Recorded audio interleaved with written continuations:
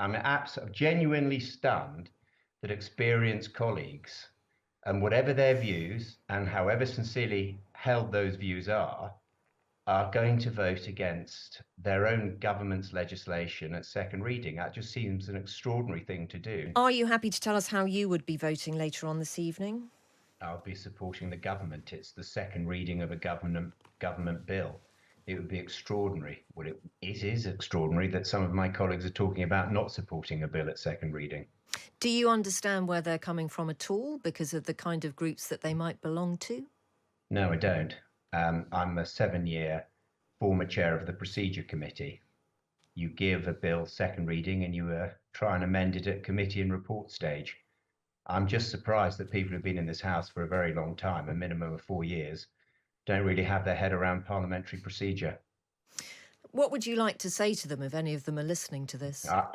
They won't be listening to it, and I Well, have that's a nothing bit to rude. say. I mean, well, they're They going to be in the might. chamber.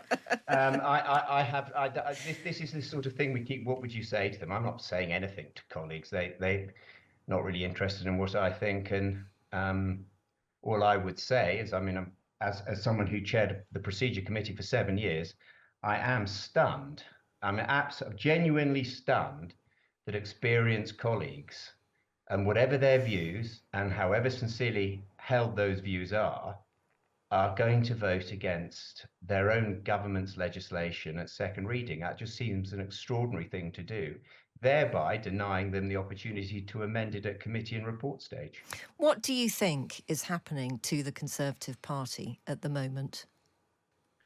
That's a really good question. I don't know. I don't know. I've been a member of this party for many decades. I've been an MP for 18 and a half years, and it never ceases to surprise me.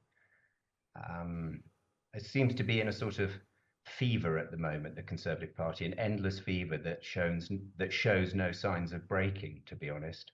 So if you have a quiet chat with somebody who's got a little bit of a high fever at the moment, and you try and say to them, look, you might be doing the kind of damage from which colleagues will never come back from and which is disappointing voters, what do those colleagues say to you?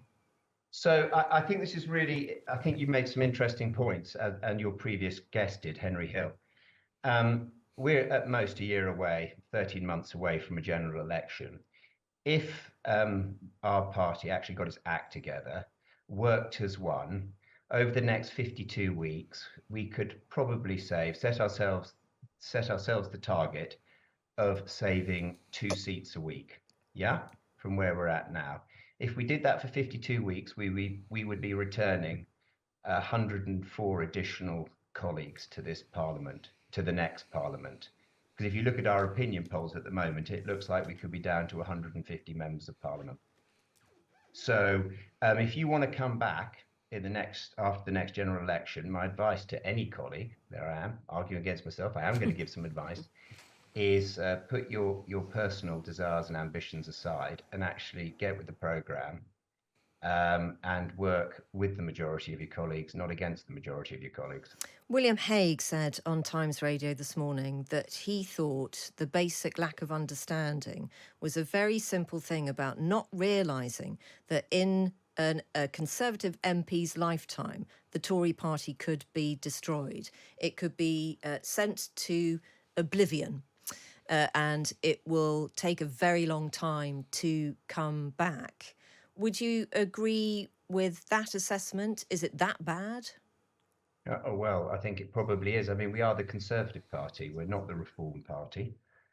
And we're the Conservative Party. And some of our colleagues seem confused at the moment as to what the Conservative Party, what our principles are. And our principles are that we respect the rule of law. And as the Prime Minister says, we cannot contemplate doing anything that would put us outside the rule of law.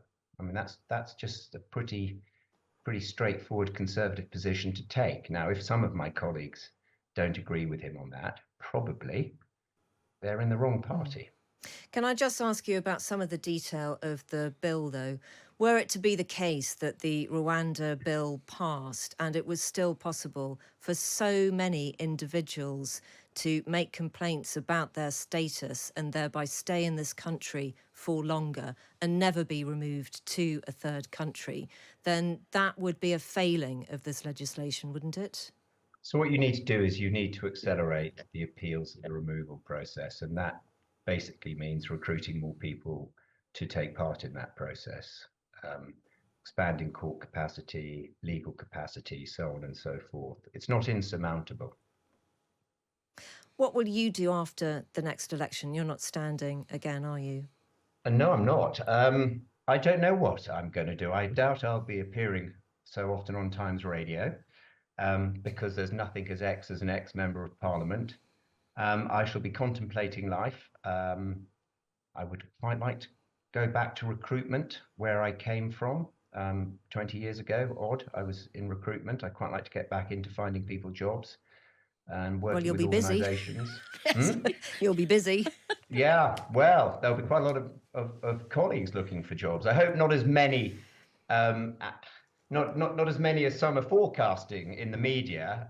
But again, that's up to us really. We've got to give the Conservative Party the best chance, of returning as the party of government. But if that's not possible because we don't have a freehold on power, we only have a leasehold on power, at least returning back in a way that we are competitive. Because if we're not competitive, if we fall back to the numbers we last saw in 1997 and 2001, nobody will care what any Conservative member of Parliament or leader thinks for about a decade or more.